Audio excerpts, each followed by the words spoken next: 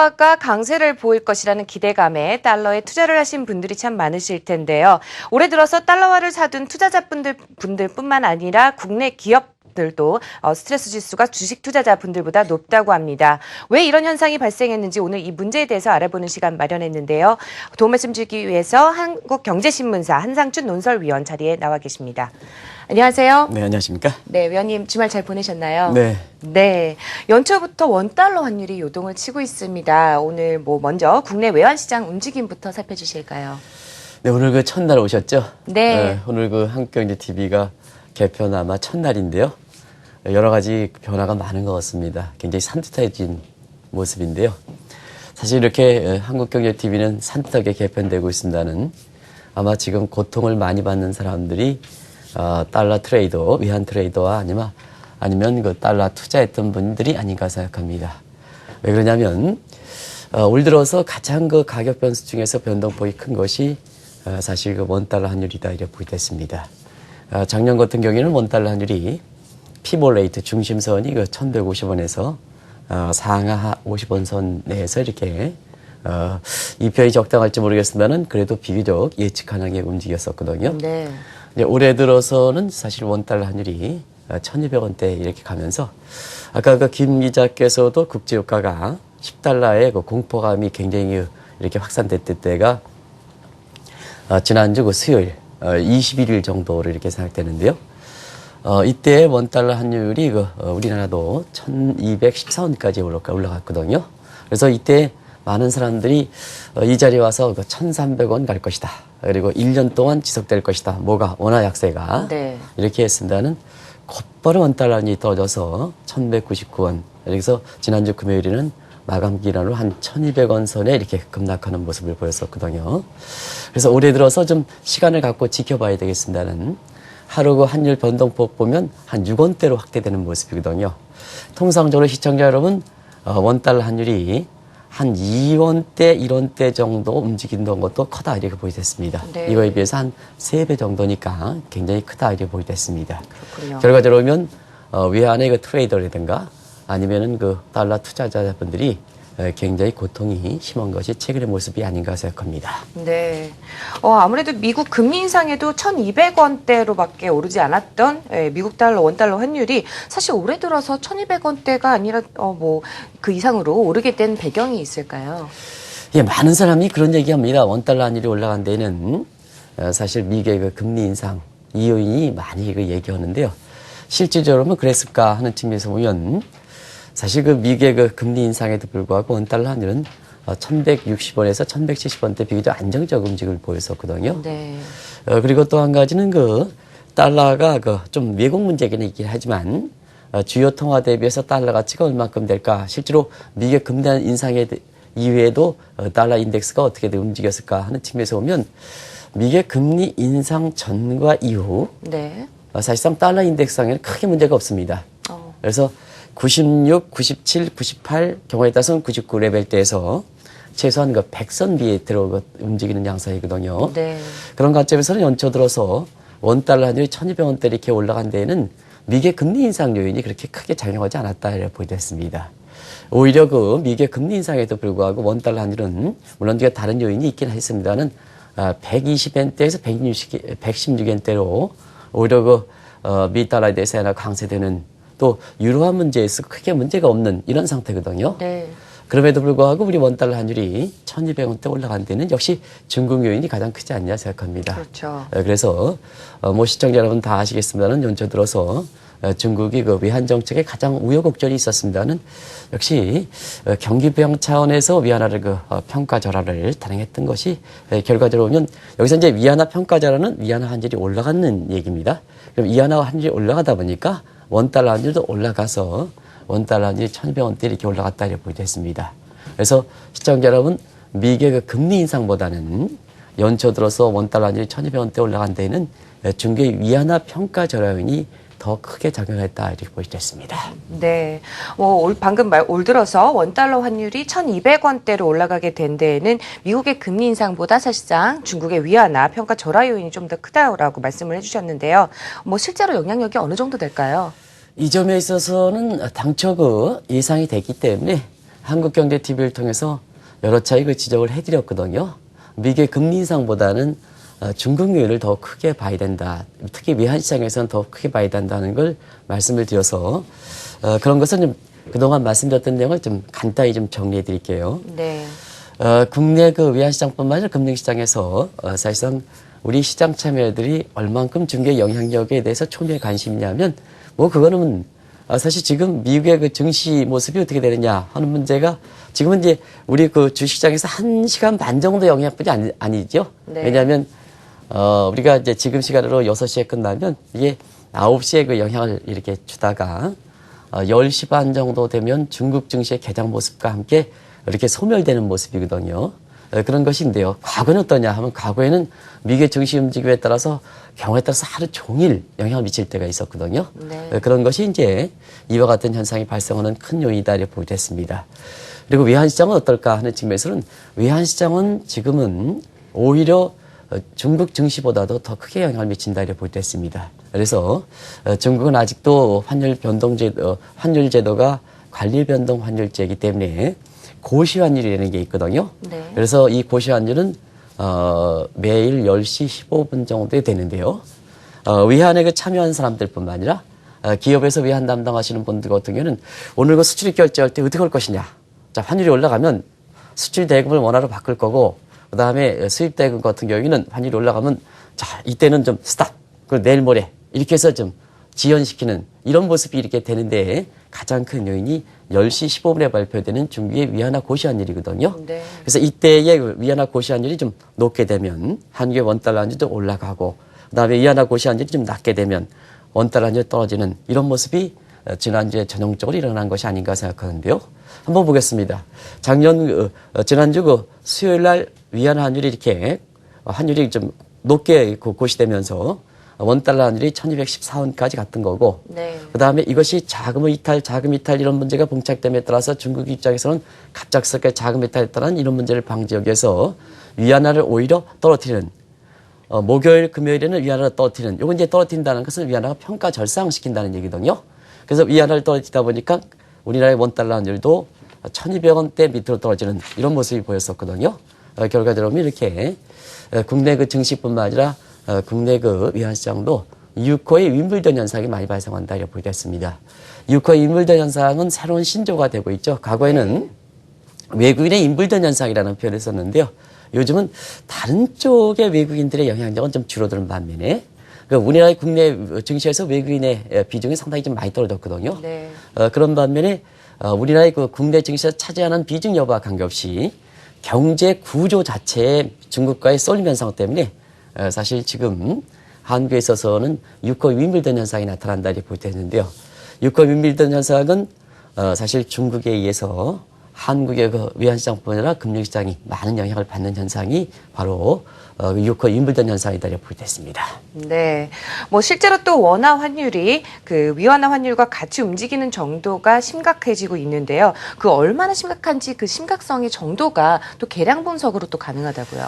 네, 우리가 보면 이제 여러 가지 중국의 주가와 한국의 주가, 그다음에 중국의 위안화 환율과 한국의 원달러 환율 간에 어떻게 움직일까 하는 정견을 여러 가지 그 상관계수라든가 분석하는 기법이 있습니다는 최소 자성법에 의해서 한번 기간별로 보겠습니다. 한 2년 정도를 놓고 볼 때는 또 위안화 그 절하기와 위안화 절상기가 좀 다른 측면이 있습니다는 종합적에서 추정을 해서 말씀드리면요. 자막에도 나오겠습니다는 우리나라에 보면은 지금 위안화 환율과 원화 환율 간의 상관계수가 최소 장수법 보면 지난 2년 동안 보면 엔화화는 한 0.1. 그래서 지금은 거의 엔화 환율이 원달러 환율에 영향을 거의 미치지 못한다 이렇게 보겠습니다. 네. 과거에는 엔화 환율에 의해서 국내 원달러 환율의 움직임이 굉장히 강했다는 것은 그래서 원엔 동조 환상 이런 용어가 나왔을 정도거든요. 근데 지금은 0.1 정도 나오니까 거의 영향이 없다 이렇게 보겠습니다.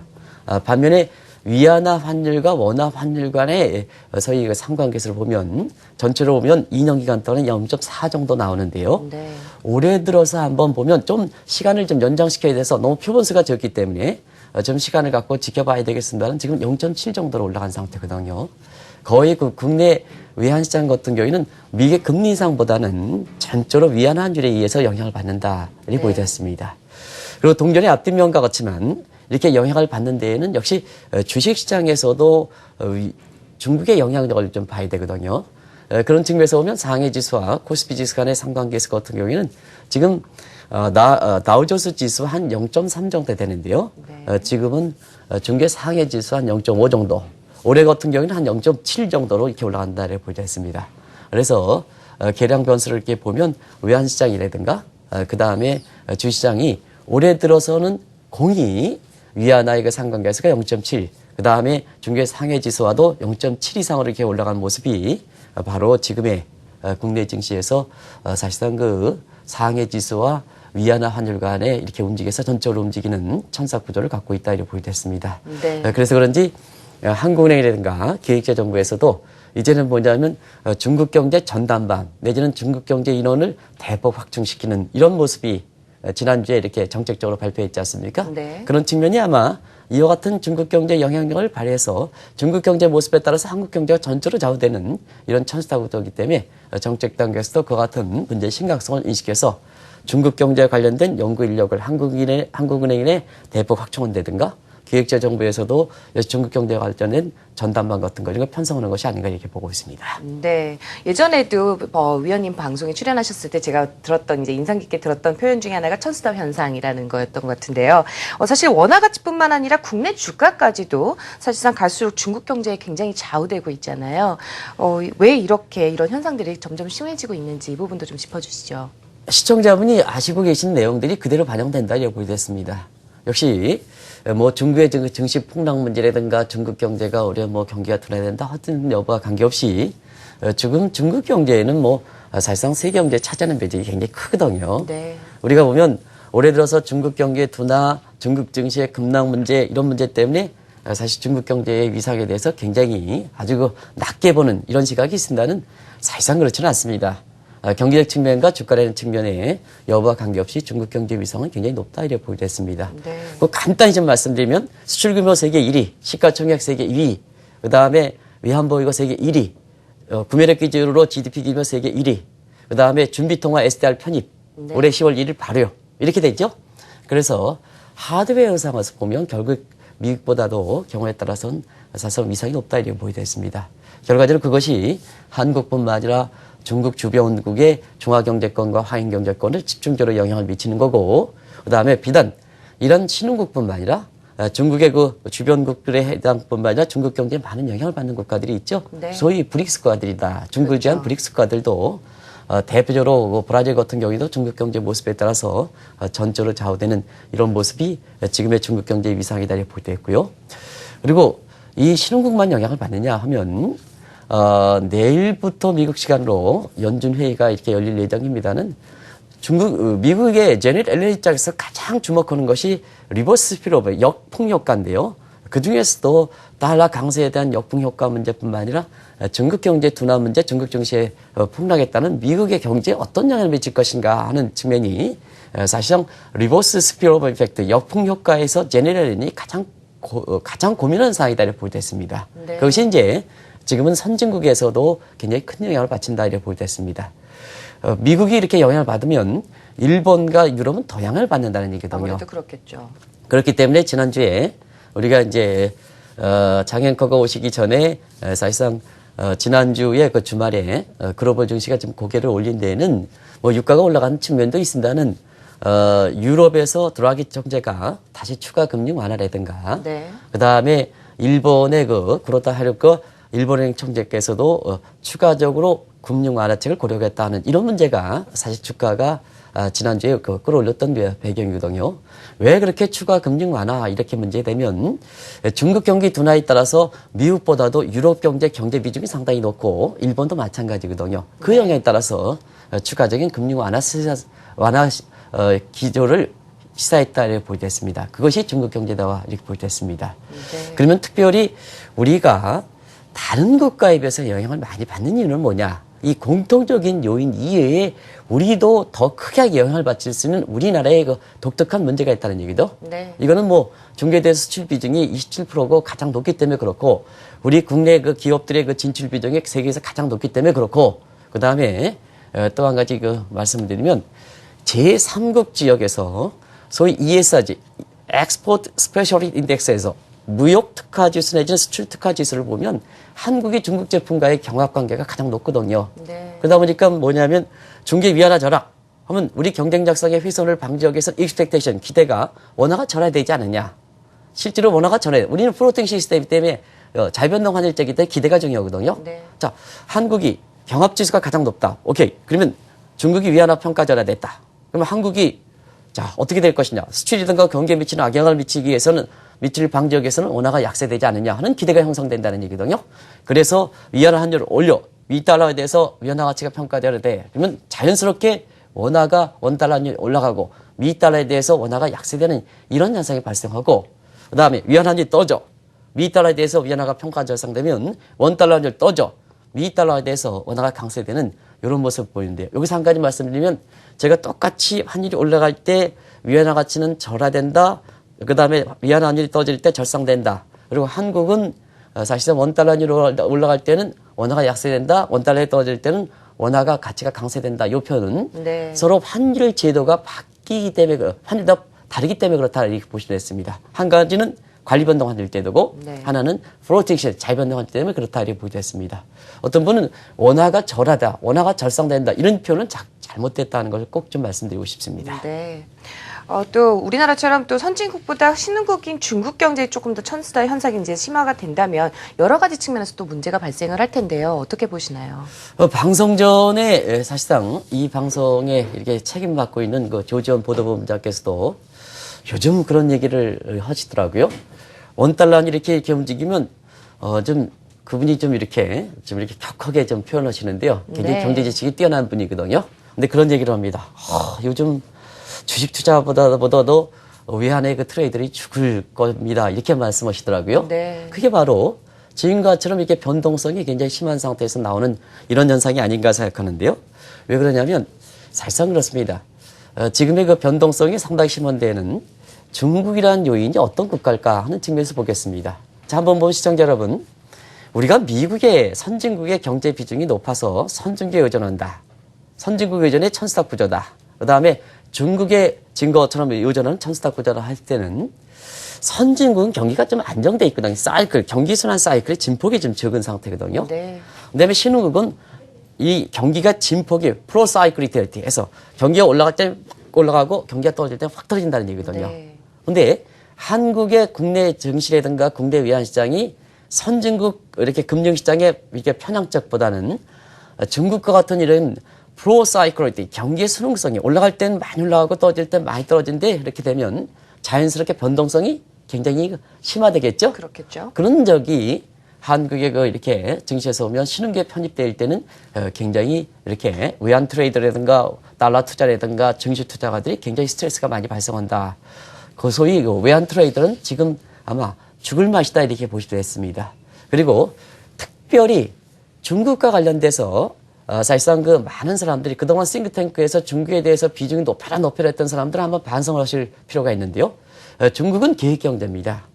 그래서 주가 모습과 성장률 모습과 한번 보면 많은 우리나라의 국내 증권사의 리서치 센터도 한번 잘 보시기 바랍니다. 주가 그래프를 그리고 그 다음에 경제 성장률 그래프를 그리면 경제 성장률과 주가는 거의 상관관계가 없습니다. 지난 해 말에 서울대학교 안동영 교수도 아주 훌륭하신 분이거든요. 그분도 국내 주가 모습과 성장률 모습과는 전혀 변동이 없거든요. 근데 많은 리서치 기관에서는 중국의 주가를 넣을 때 경제 성장률을 가지고 얘기한단 말이에요. 그건 상당히 잘못되어 있다고 보게 됐습니다. 그래서 안동영 교수 같은 경우에도 중국은 정책 변화 모습을 잘 보셔야 된다 이렇게 말씀드리는데요. 자, 중국의 정책 변화 지금 어떻습니까? 중국의 정책 변화가 지금 종잡을 수 없지 않습니까? 어느 때는 위안화 평가절에 했다가 어느 때는 위안화 평가절에서 확 돌아가다 보니까 중국도 지금 과도기적인 상태에서 중국의 경제 강력들이 어떤 쪽으로 지금 정책 효과가 먹히지 못함에 따라서 정책 변경이 굉장히 잦단 말이에요. 네. 그러다 보니까 이 잦은 요인이 국내 것처럼 증시라든가 그다음에 외환시장의 그 천삭 부조가 심해서는 고스란히 우리가 그쪽으로 받아들인다는 얘기거든요.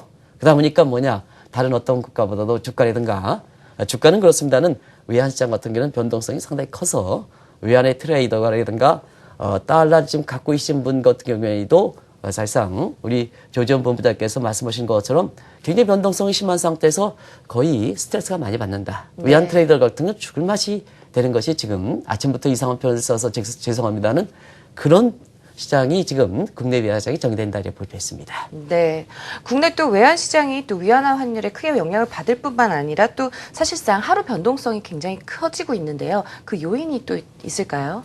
네, 오늘 지난 일주일 동안 쉬실 때 굉장히 방송을 굉장히 많이 준비하신 것 같아요. 아, 그런가요? 굉장히 좀 순조롭게 많이 아주 세련되게 질문해 주시는 것 같은데요. 바로 지금 지적해 주신 그 질문이 굉장히 앞으로 외환시장을 읽을 때 굉장히 핵심 포인트가 되겠다 이렇게 보고 있습니다. 왜 그러냐면 우리나라에 지금 변동성이 커지는 요인가 클까 했을 때는 국내 외환시장에서 많은 사람들을 달러 예금을 하고 있는 사람들은 미국의 금리 인상 요인만 좀 상당히 강조하는데요.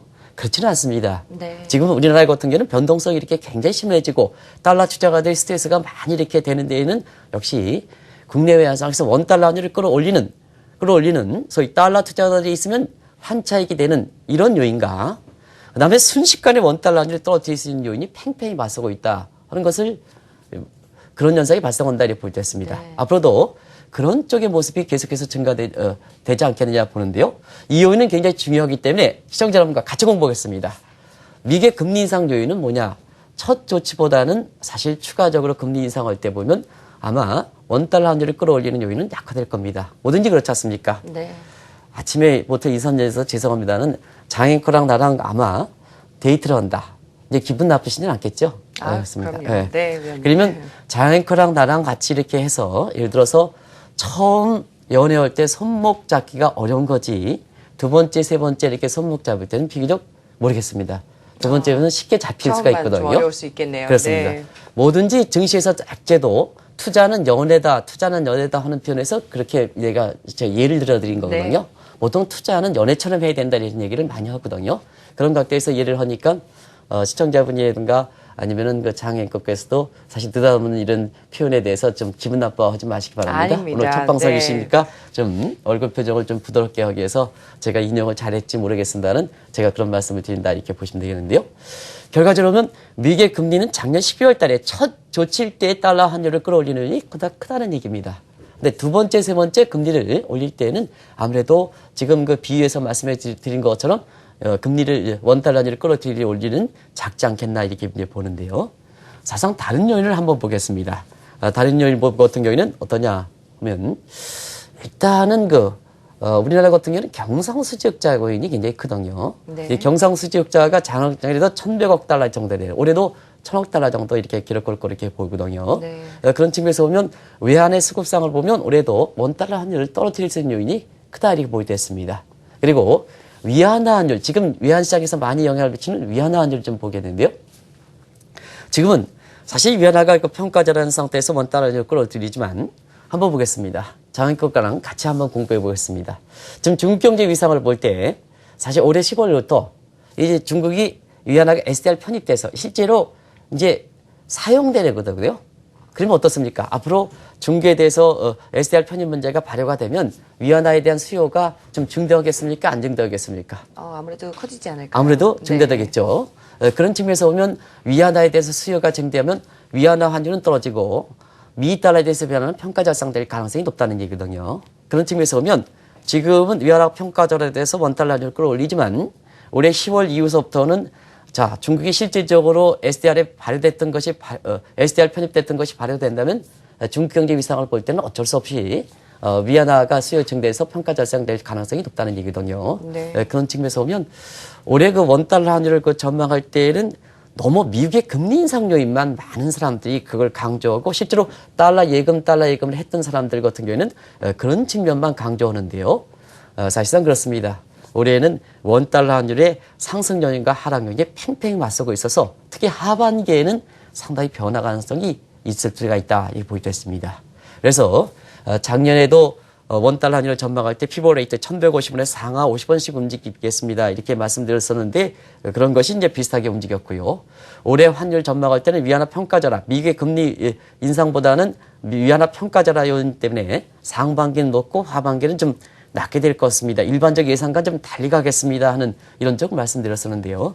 한번 보면 제가 국내 외환시장에서 30년 가장 오랫동안 종사하는 사람의 얘기라 여부와 관계없이 시청자분도 지금은 가장 스트레스가 많이 쌓이고 있다 보니까 지금의 원달러 환율이 미국의 금리 인상 요인만 강조하지 마시고, 왜냐하면 국내 금융사들이 대부분 다 달러 예금을 할 때 미국의 금리 인상 요인이 나머지 거는 이렇게 얘기를 잘 안 하시거든요.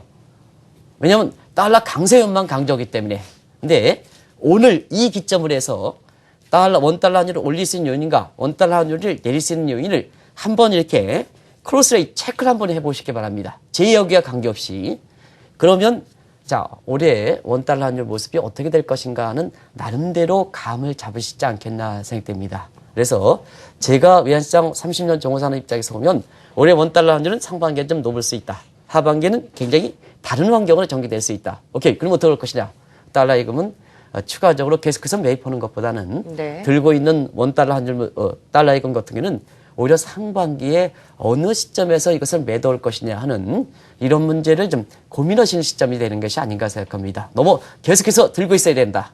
뭐 1년 이상 지속되고 2년 이상 원화 약세가 지속되기 때문에 뭐 이렇게 슈퍼 달러가 와서 원달러 환율을 계속해서 들고 있어라 하는 이런 쪽에 환율이 이렇게 조금 1214원 오면 트레이드라든가 어떤 사람들 여기 와서 1년 이상 지속됩니다 이렇게 해서 그때 흐름에 따라서 지금 얘기하는데요.